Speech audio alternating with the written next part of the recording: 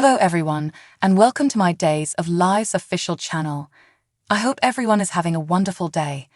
Before we begin, please hit the subscribe button and give this video a thumbs up.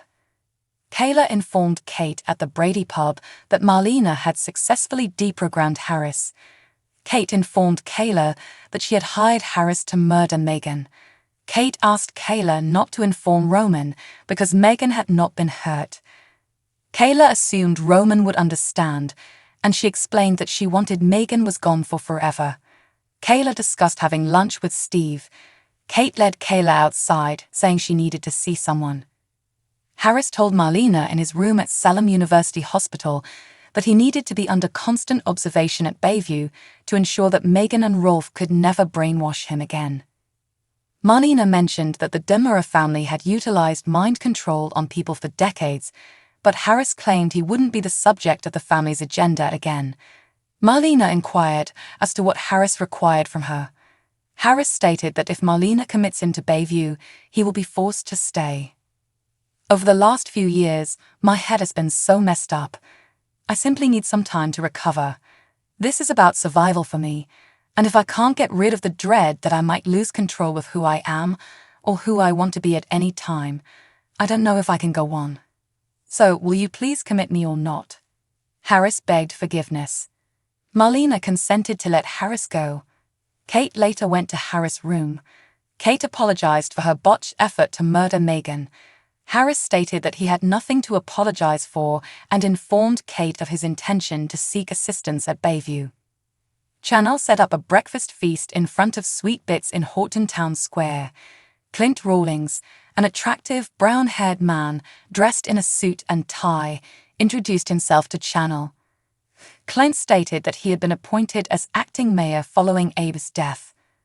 Chanel instantly deduced that Clint had a negative attitude about her. Clint confirmed Chanel's fears when he stated that if he had his way, Sweet Bits would be permanently closed. Clint rambled on about Chanel's previous romances. Clint's knowledge of Chanel's personal life scared her. Clint claimed that Chanel and Paulina had brought nothing but strife to Salem since their arrival. Clint spoke about his government restoring law and order in Salem. Clint went on to say that if he found out Chanel had committed another violation, he would never do business in Salem again. Clint turned and walked away, leaving Chanel speechless. Chanel then received a phone call from Ali in New Zealand. Ali offered her sympathies on Abe's death. Chanel stated that she had no new people in her life as she noticed Johnny sulking close. Chanel went to check on Johnny and noticed something was wrong. Wendy had requested Tripp to give her and Johnny some space earlier at the Shin apartment. Tripp went to see Steve. After that, Johnny assumed Wendy had chosen him over Tripp in a relationship. Wendy, on the other hand, said that Johnny was lying about his affections for Chanel. Johnny stated that he didn't want to be with Chanel, but Wendy observed how regularly Johnny was in Chanel's life. Wendy stated that Johnny's initial inclination was to always protect Chanel, and she noted that this was one of the reasons she chose Tripp. Johnny was taken aback, especially when Wendy said that her feelings for Tripp had begun to grow stronger. Wendy went on to say that the timing wasn't right for her and Johnny.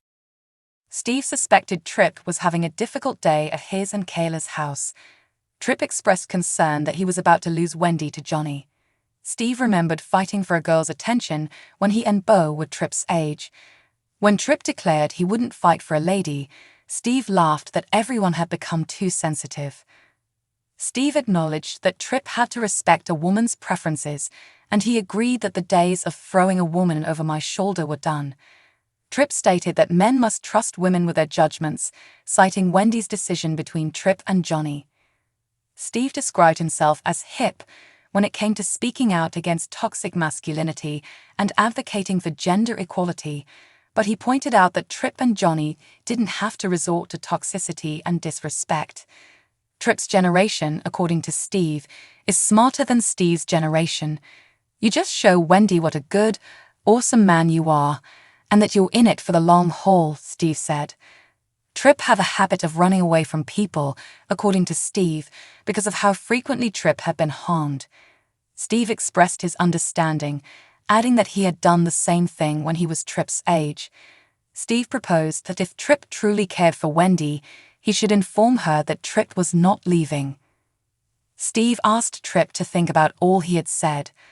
Tripp agreed, and he thanked Steve for his advice. Tripp left to see Wendy after the two guys hugged. As Tripp walked away, Steve beamed happily at him. Tripp was taken aback when Wendy revealed that she had told Johnny that she had picked Tripp. Wendy expressed her want to be with Tripp in hushed tones. Tripp and Wendy kissed happily. An irate Sean stunned Rafe at the Salem police station when he revealed that he had first-hand knowledge that Rafe was participating in a personal relationship with Jada. Sean confessed that he overheard Jada telling Kate about her night with Rafe at the Brady pub. Rafe accused Sean of listening in on a private chat. Sean and Rafe exchanged allegations before Sean declared that he would not inform anyone that Rafe had been hooking up with Jada. Clint suddenly emerged and questioned Rafe about what Sean had said. Clint had misheard something, according to Sean. Clint revealed that Sean had accused Jada and Rafe of having an inappropriate relationship. Clint insisted on speaking with Jada in private. Jada and Clint left. Sean then attempted to apologize to Rafe. Rafe declared that Sean had done enough and ordered him to surrender his badge and weapons. Sean walked out from the station. Marlena was surprised to see Sean later at the hospital. Sean admitted to lying to himself and others, and he said he had been suspended from the police department. "I'm in a pickle, Marlena, and I need your help. Before I make my life any worse than it is," Sean added sullenly. When Jada returned to the police station, Rafe nervously paced around the lobby, followed immediately by Clint. Clint stated that Jada had verified her and Rafe's personal relationship. "I have no choice but to act immediately." "I'm going to need your gun and your badge," Clint explained. Clint, according to Rafe, lacked the power to suspend Jada. Clint then broke the bad news to Rafe. "I'm not suspending her or you. However, as acting mayor, I have the ability to nominate or remove the commissioner of police. In other words, you've been fired," Clint informed Rafe. Thanks for watching. If you like this video, so please don't forget to subscribe my channel and don't miss any update.